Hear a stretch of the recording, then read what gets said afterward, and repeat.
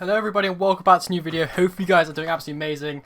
Let's just get straight to this. Let's not waste any time. But if you haven't already, make sure to drop a like, make sure to subscribe, and let's get straight into this. Anyway, today we're going to be talking about the Ahsoka trailer. I'm going to tell you guys everything you might have missed from this trailer and basically everything that's going on in this trailer. For any of you guys that have either watched Rebels, haven't watched Rebels, have watched the trailer, haven't watched the trailer, get yourselves involved in this video. You guys can absolutely love it because there's so much for us to cover here in today's video. And I'm so excited for Ahsoka to be coming out because it looks absolutely amazing, first of all. This trailer starts with Ahsoka going towards an old temple. So this temple really does give me Jedi temple vibes, similar to the one we saw in Rebels where Ahsoka, Ezra both went to. However, this temple really gives me quite big Sith vibes because the music from the trailer at this moment in time was really quite dark. And also the fact that we've seen these kind of temple guards, and they don't look like Jedi temple guards, they look like a Sith version of a Jedi temple guard. We then get to meet Sabine Wren, which we have not seen for over like 7 years at this point. So it's amazing to see Sabine Wren looking like this, and it's actually amazing. And also in Sabine Wren's room, we did see a Loth cat, which is a massive back to Rebels, because the last time we saw a Loth cat was on the planet of Lothal back in Rebels, which we saw all the time. It's so amazing to see a Loth cat within Star Wars again. Then we are finally introduced to Hera Syndulla, which you guys should know from either Rebels or possibly Bad Batch. She is in a separatist transport, so straight back to the Clone Wars again, and is chasing after some ship, which we don't actually know exactly what this is. And obviously we are introduced back again to Chopper. So for any guys who don't know who Chopper is, absolutely amazing droid. Kind of like a funny version of R2. I know R2's amazing, he's really funny, but the Chopper's just like a really stupid version.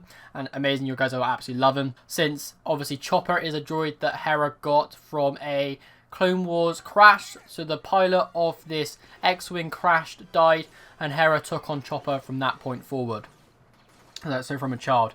We are then introduced to two Sith characters who both are wielding red lightsabers, with the younger girl character giving me very much kind of apprentice vibes rather than being the master, due to the fact she is obviously a younger character, and also we can see her doing stuff that looks like very much like being told to go and do something whilst the master focuses on the more important jobs task at hand. However, this Sith apprentice really does give me kind of Count Dooku Ventress vibes, because the master does first of all give me very much Count Dooku type vibes, and obviously she kind of gives me Ventress vibes, where she goes and does whatever she's told, goes and gets the job done, and is very much like Ventress, very aggressive, straight to the point, gets it done.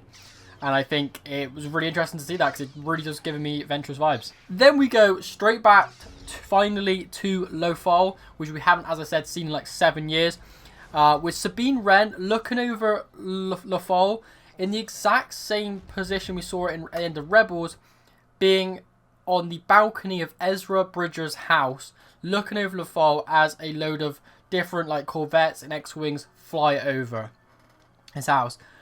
This could be the exact same scene we saw in Rebels, a continuation from that, or it could be a completely different her going back there again to remember a time with Ezra before he disappeared, which he disappeared before the events of A New Hope. So Ezra at this point in time has been gone for something like 25 years. So it was 20 years between A New Hope and Episode 6, so that would have been Return of the Jedi. And then obviously since then we had another 5 years, because obviously we had The Mandalorian for the last, kind of the 5 year difference. So it's been at least something like 25 years, possibly even 30, which we haven't not seen Ezra. So what is him and Thrawn be doing for his 20 years? Be great to know. I think they've been working together side by side. But the fact is, we still haven't seen Ezra at this moment in time. Don't want to spoil anything yet. Anyway, then we see Mon Mothma making a return as one of the senators that appear over the call, and it's this Republic ship looking out into space, possibly looking for Thrawn. However, the audio at this current moment really gives me the impression that they're talking about Thrawn returning here, and I think he's going to ambush these 3 ships, absolutely decimate them, because we didn't see any kind of characters that have to be, you know, kept alive on this ship. It's very much characters that could be killed, because it doesn't destroy any other storylines or anything. So I think Thrawn is possibly going to absolutely ambush these 3 ships, and as you guys are going to see, Thrawn is lethal. He will outsmart anybody, outwit them, and he will basically use you as a person and how you act, how you are, what your culture's like, where you're from, everything like that to predict your next move, and therefore he will stay ahead of you and you will not be able to defeat Thrawn because he is literally so ahead. This is where we are finally introduced to Grand Admiral Thrawn, who is a Chiss species, for any of you guys who didn't know that already. And he is most likely in one of the Chiss Ascendancy cruisers. So this is... Thrawn's species was very advanced, and they had their own military fleet, just like the Empire. Possibly not as big, but definitely just as lethal. And Thrawn is most likely in one of the Chiss battleships they use for war. Because you can clearly see it's not very much a Empire type looking ship. And then we also see this lady that is currently in this Chiss ship. This could be one of their wayfinders. So not like the one we see in, for example, episode 9.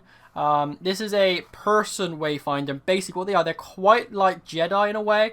So basically wayfinders were genuinely younger people that could basically see through, use the Force to see their way through hyperspace.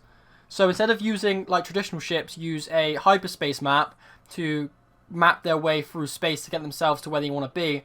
Chiss ships did not have any of this. Instead, they used people genuinely younger because they had better Force connections to be able to see through space and would actually take them to their destination. This is when we see Ahsoka come in contact with the Sith Master, who to me kind of has like clone type armor on. But more importantly here is the setting. This kind of either planet, place, whatever you want to call it, gives me very much back to the Rebels vibes, where we went in between worlds. So if you guys remember when Ezra Bridger, if you guys have seen Rebels, he went in between worlds to basically pull Ahsoka from the moment before Darth Vader went to kill her so Ahsoka could live. And this very much looks super similar to the world between worlds, which has been heavily rumoured to be within this series. And to me, it kind of confirms it. However, there's one little thing that kind of put me off it a little bit. First of all, there was a light in the background of this scene, which you guys should be able to see on screen now. And this light basically gives me... It can't really be in between worlds because the world between worlds literally has nothing material in it. It's literally like, for example, of you going in literally into like space, and like it just makes no sense for that light to be there in that scene if it is the world between worlds, and therefore gives me the impression that it could be some kind of planet, small type planet that's maybe in some weird star system that has loads of these kind of blue luminous lights. However, it just seems a bit too much of a coincidence for the Ahsoka show. World between worlds, Ahsoka came from the world between worlds to live. Don't know, it seems way too much of a coincidence for me, personally. Anyway, let's move on. The trailer ends with Sabine showing us Ezra Bridger's photo, very much showing us that Rebels is going to spend some time with Sabine and possibly Ahsoka and Hera as well, all trying to find out whereabouts Ezra is and trying to find Ezra Bridger because, as I said, he has been gone for 25 years at this point, and we know the end of Rebels basically said that Ahsoka and Sabine are going to work together because Ezra has been gone for too long. That is literally how Rebels ends, saying we need to go find Ezra and find out where he is and let's get him back to us, pretty much. But yeah, as I said, it's been over 20 years without seeing Ezra Bridger, and because the Purrgil took Ezra and Thrawn away to a random part of space, so an unknown region of space, they both went to the same place. The fact that Thrawn's returned and Ezra has not at this current moment gives me a very kind of weird feeling. Like, why is Thrawn returned but Ezra's not either with him, or did Thrawn kill him? I don't believe Thrawn's killed him. I think Ezra's still going to be alive at this current moment. I just think that possibly Ezra's changed a lot, and it's either possibly working with Thrawn because Thrawn was doing something good to protect them. Like, for example, if you guys have ever heard of the Huyang War, basically these guys come along in their ships, decimate planets, take all the resources from these planets and leave, is basically what they do. And the Chiss basically is their plan was to stop the Huyang from doing this, which is why Thrawn actually first became part of the Empire, was for Thrawn to literally get the Empire to work alongside the Chiss to fight against the Huyang because they are such a evil entity.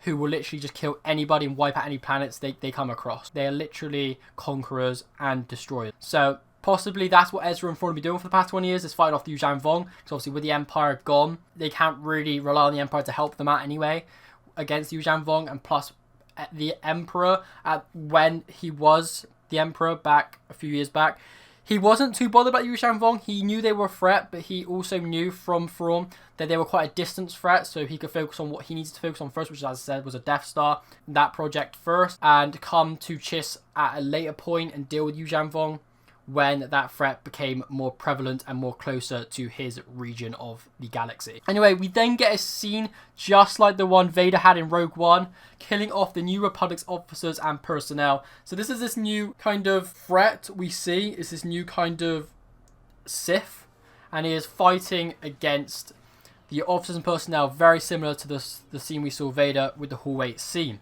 And then finally, we get to see this old droid from the Clone Wars. You guys may have recognized, you may have not. Perhaps it is time to begin again. His name is Huyang.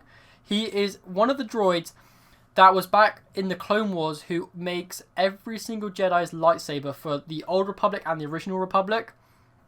He would be the one to help you make every single lightsaber. He made lightsabers for Jedi such as Yoda. As you guys know, Yoda was 700 years old. So when Yoda first made his lightsaber, which was probably at least, by this point, 600 years ago, that droid was the one to help him make it. And he also made lightsabers for Jedi such as like Obi-Wan Kenobi, Anakin Skywalker. He made it for Ahsoka and also a lot of the younglings. So yes, that is everything you guys would have seen from this trailer and everything you may have missed or may not have clocked onto. Hope you guys have enjoyed this video. Thank you guys so much for watching. It's been an absolute pleasure. I cannot wait for the Ahsoka show to come out. It's going to be an absolute blast. If you're not already, by the way, make sure to like and subscribe to not miss out on any content from this channel or anything Star Wars related. Thank you guys for watching, and I'll see you all in the next one.